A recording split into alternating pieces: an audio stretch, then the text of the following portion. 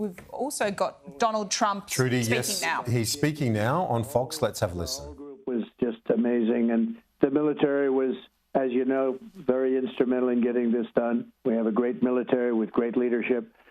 The whole world came together, to be honest. So many countries that you wouldn't have even thought of it, they came together. The world has come together around this deal.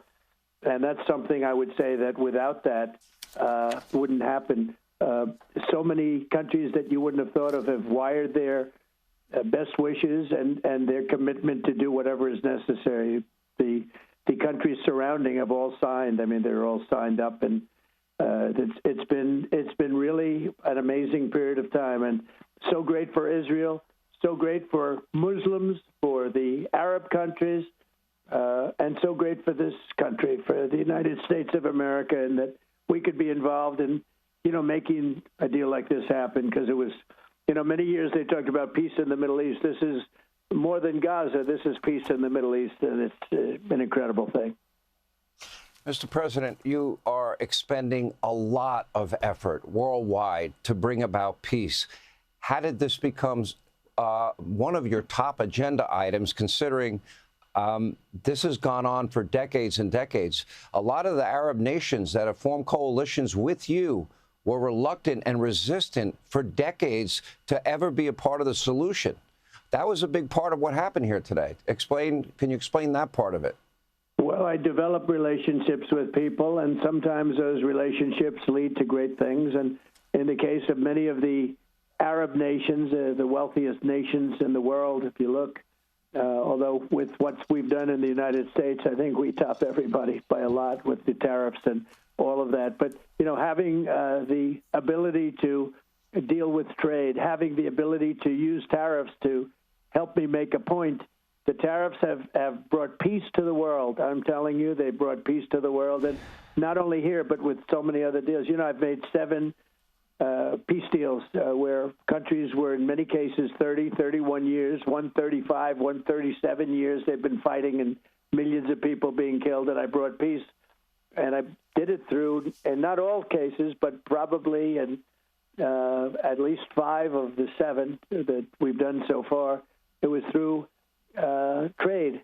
That we're not going to deal with people that fight. We're not going to deal, and we're going to put tariffs on you. We're not going to let you deal in the United States. We'll put tariffs on you. And without that, without the tariffs, I mean, far more than even the money that we're taking in, which is trillions of dollars, essentially trillions of dollars, far much more importantly, it gives you a tremendous road to peace and the saving of millions of lives, just millions and millions of lives. You look at India and Pakistan. I said, well, we're not going to do business with either of you if you don't put it together. These are 2 nuclear nations that were 7 planes were shot down, as you know, and they were really at it. They were going at it, and I said, we're not going to do any business with you. We're not going to have anything to do with you.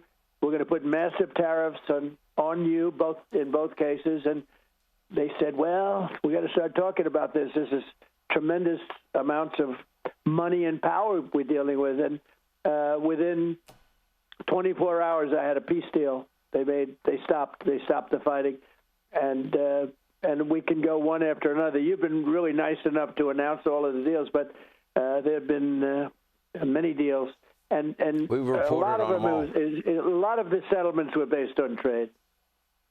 Mr. President, I actually hope the Supreme Court is listening to you right now, because I think you are making a very critical argument, as this very issue will go before the United States Supreme Court, and that is that I would argue that tariffs are critical to your role as Commander-in-Chief. Your constitutional authority is based in it, and it would cripple your ability to fully defend the country. Mr. President, I think there's a misunderstanding among some about a question I asked you when we were together in Alaska, and that is about the Trump doctrine. I think people don't really understand the Trump doctrine. I totally agree with you. We should never have forever wars anymore. I think military technology is changing that before our eyes. But more importantly, some people seem to interpret that as that you will not use the military. But yet in your first term, you wiped out the ISIS caliphate. You took out Soleimani on that tarmac. You took out Baghdadi and associates. You dropped the mother of all bombs on Afghanistan. And here in your second term, you gave Iran 50 days to achieve a peace deal. They did not do so. And then you said they could not have nuclear weapons, and you did something that nobody thought would happen, and you took out their nuclear sites. How impactful was that decision, do you believe, in this deal being possible today? Well, Iran was about 1 month, maybe 2 months away from having a nuclear weapon. And if I allowed that to happen, this deal would not have been possible. Or if it was, it would have a tremendous cloud over it, because you'd have a country with a nuclear weapon that was not obviously very friendly.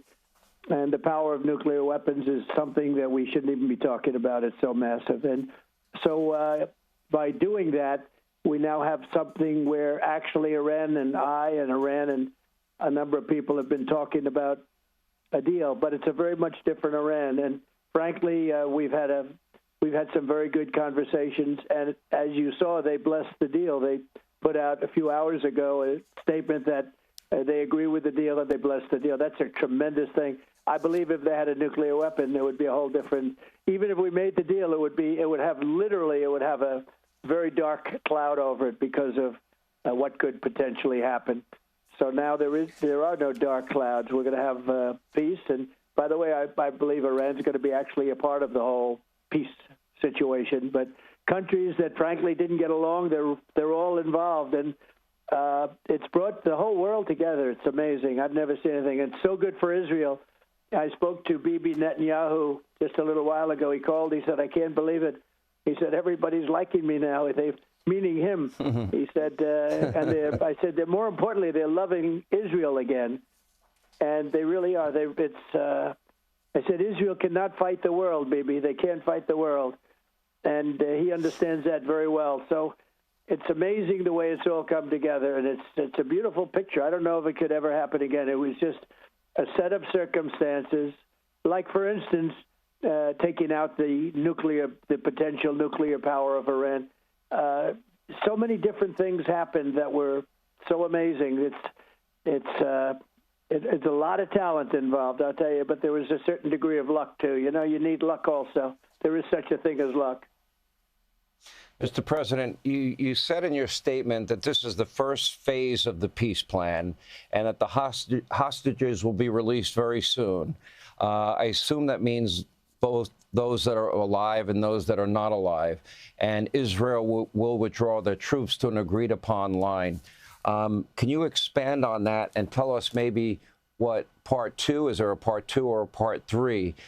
Because the idea has to be a lasting peace, and would that include the security guarantees that Hamas can no longer be armed with weapons that they can fire into Israel? I was in a city, a border city in Gaza, near Gaza.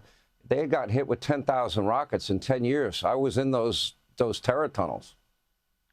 I think you're going to see all of that disappear. I think you're going to see people getting along, and you'll see Gaza being rebuilt.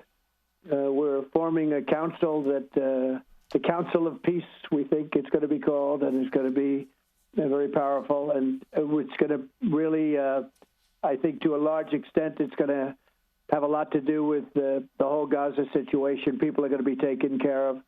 It's going to be a different world. I think really the Middle East came together. Amazingly, they came together. You know, they have some countries with extraordinary wealth, and just spending a small portion of that wealth can do so much for that area. So we'll be involved in it, but the big thing is hostages are going to be released. It's probably our time would be probably Monday, and you know they're a terrible situation. They're deep in the earth, and they're being gotten, and a lot of things are happening right now as we speak. So much is happening to get the hostages freed, and we think they'll all be coming back on Monday. So it looks like that's the thing, and that'll include the bodies of the dead, and you know the parents that I talked to so many of them, but the parents are almost more intent, but equally intent is getting their, in just about all cases, their son's body back. Then they are as though the the young man was alive. It's just the same intensity. They want their baby's body back. That's what one woman said. I want my baby's body back. And, the son is 25, 26 years old. So that's a very big part of it, getting all of it's about 28. The number is 28. Will be coming back, but unfortunately dead. Mr. President, the Supreme Court, you talked about how tariffs are critical, and I mentioned the Supreme Court will be weighing in on that issue. Interestingly, the issue of tariffs comes up on another issue with your constitutional role as Commander-in-Chief, and that has to do with putting tariffs on countries that are buying Russian oil. There's a report on Reuters tonight that Ukraine has stepped up their drone attacks on Russian refineries, and the Russian people now are waiting in gas lines after Ukraine targeted their oil refineries. I was there. I watched. You've been trying to give Vladimir Putin every opportunity imaginable, and he's rejected it. And now the Ukrainians have up their game, and they're now fighting without handcuffs on, and they're going after their money, and you're helping them by saying to other countries, don't do business with Russia if they're going to invade innocent countries.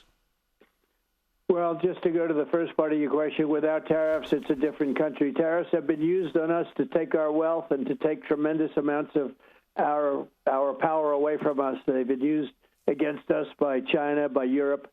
If you look at the European Union, they used them very smartly against us, and that's not happening anymore. We've signed deals, and we've signed deals. It's not like anybody was forced. So we've signed deals, and the people that brought the lawsuit against us, that's before the Supreme Court, these are all foreign-related countries because all of a sudden they can't take advantage of the United States anymore because we are, and I'm not taking advantage of them, but billions and even trillions of dollars is pouring into our country. You see that. And we're a rich country again. And more importantly, we're a powerful country in terms of peace. I can create peace with tariffs. I'm using them for a lot of different reasons. If that power was taken away from the President of the United States, it would be a terrible, terrible day for our country. And I would say many of the things that I've done could be eradicated, and the United States would be in a very, very bad, vulnerable position. And these are enemies of the country that are pursuing that lawsuit. And I would hope that lawsuit would disappear. The country would be in a very different position than it is right now. And you wouldn't be stopping wars. You wouldn't be using the power of trade and the power of tariffs to stop wars. I've used it as an example. I say to a country that if you're going to continue to fight, we're going to put a 20% or 100% or a 300% tariff on your country in dealing with the United States. And I haven't had one country want to take that on, and they've stopped wars. I've saved millions of lives using tariffs. So if for any reason the court ruled against, and on the legal merits, we should be absolutely entitled. Almost every single legal scholar said the president has the right to enact tariffs. If you didn't have that right, we'd be in big trouble because other countries would be able to do it against us, and we wouldn't be able to do it against them. So it would be very unfair to the country. But in the meantime, we're making deals with Japan, with South Korea. And we're taking in hundreds of billions of dollars like we've never done before. And we're making friends, frankly. They respect us again. We're like a respected country again. We were laughed at. Nobody took advantage of us worse than our so-called allies on trade. And that's under the Biden administration and under Barack Hussein Obama. We were a disaster. We were a laughingstock. But it really, and then we did great. We had one of the best economies in history and under my administration. And then when this travesty of an election took place and we relied on Biden, he let the world take advantage of us. And we had tremendous heartache and just, it was horrible. And it was blowing up. So we came in, and the power of trade, the power of tariffs, all of the different powers that a president is entitled to and allowed, and legally allowed, has brought us into a different country. We're a highly respected country again. It's very interesting. The King of Saudi Arabia said it. He said, "Sir, 1 year ago, you were a dead country." He used the word dead, and other people have too. We were a dead country. Now you're the hottest country anywhere in the world. We're the hottest country in the world. And if we didn't have that power, I wouldn't have been able to make this recent deal, which is the biggest of them all, probably the biggest deal ever made. And we're getting the hostages back. And they're going to hopefully come back in a good, healthy state. But, they'll be healthy. In a short period of time, they'll be healthy. But their lives were hell. But we're getting them back.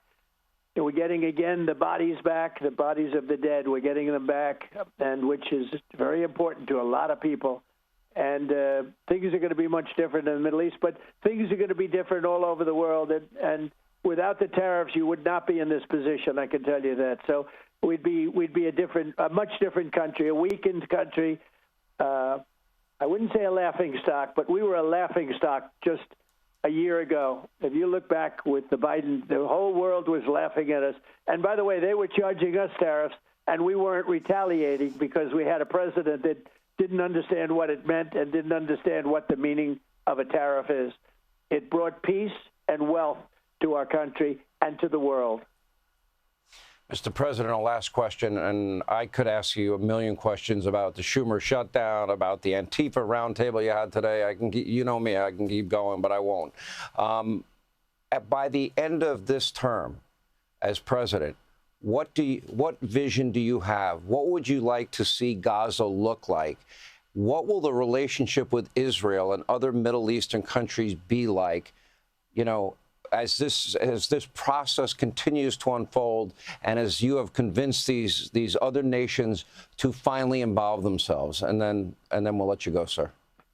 Well, Gaza is going to be a peaceful, much safer place. Obviously, it's been blown to pieces, and this is just not by Israel. This is over years and years and years. It's been heartache for many years. A lot of people say this is a deal for 3,000 years. So whether you say 500, because some people say 500 based on events, but other people say this is something historic for 3,000 years. There's nothing ever going to be bigger than this. And so Gaza, we believe, is going to be a much safer place, and it's going to be a place that reconstructs, and other countries in the area will help it reconstruct because they have tremendous amounts of wealth, and they want to see that happen. And we'll be involved in helping them make it successful and helping it stay peaceful, but I think it's going to be peaceful. I think, again, the Iran situation was very important, doing what we had to do, which was, again, 22 years. It was planned to be done, and no other president wanted to do it or whatever, for whatever reason, but they didn't do it. And having that was very important. But, I'm very confident there'll be peace in the Middle East. I mean, the words peace in the Middle East is something people have been striving for hundreds of years, for centuries, for many centuries. And we really have.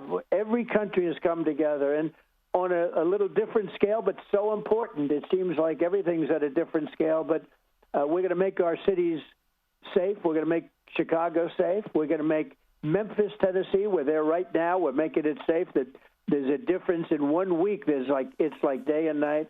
It's so important what we did in D.C., Washington, D.C., our own capital that people come to, and it was crime-ridden, and now it's as safe as there is anywhere in the country. It's safe. It's clean. We've cleaned it. We've gotten rid of the thugs. We took 1,700, in many cases, career criminals, and in many cases, people coming from other countries that shouldn't have been allowed to come, gang members from other countries, people from jails. The jails were literally opened up in Venezuela and other countries into our country, and we've gotten them out, and we're getting them out. But we took out 1,700 in Washington, D.C., 1,700 criminals that are no longer there. And we have a safe, beautiful capital again. You can go and eat at the restaurants. The restaurants are booming. They were closing one after another, and now they're booming. They're opening. And this all took place over the last 2 months. It's amazing, actually. Nobody's ever seen a transformation like they have in Washington, D.C. It's as hot as it can get. It's beautiful. It's a beautiful thing to watch. And to see it be safe with our, beautiful buildings, the graffitis off the walls, the tents from all over, thousands of tents in our beautiful parks, our national parks. The tents are all gone. Everything is, and it's only going to get better over the next year. There'll be some rebuilding and some fixing up and some cleaning up, and people are proud of our capital again. But the beautiful thing is it's really safe. You can walk down the middle of the street with your wife. You can walk down the middle of the street by yourself. Your your family can and you have no fear. If you did that, if you said that a year ago, they had almost no chance of making it to the other side of the town. And so we're very proud of D.C., and it serves as a catalyst, and it serves as really an example of what can be done. But to do that, you have to bring people in to do it. You can't have woke police people that aren't suited to be police. You can't have the kind of problems that we have that almost in all cases, it's Democrat-run cities. So you can't do that. So we're very proud of Washington. It's a safe place, and everybody should. You want to see some beautiful things in Washington, you go there. Right now, your biggest problem is going to be you're probably not going to be able to get into a restaurant. They're packed and they're booming. Mr. President, I think there's a lot of lessons to learn for how we got to this point tonight. The proper use of the strength of the United States military played a big role in this happening, the appropriate use of it as well, and your willingness, obviously, to invest a lot of political capital and time and energy and resources and networking and, to bring a lot of people to the table. We pray for the people in the region, and we pray this is a peace that lasts forever. But this is a great first step. Mr. President, historic by every measure. We appreciate you being on with us tonight, sir. Thank you very much, Sean. Thank you. It certainly is historic, that's for sure.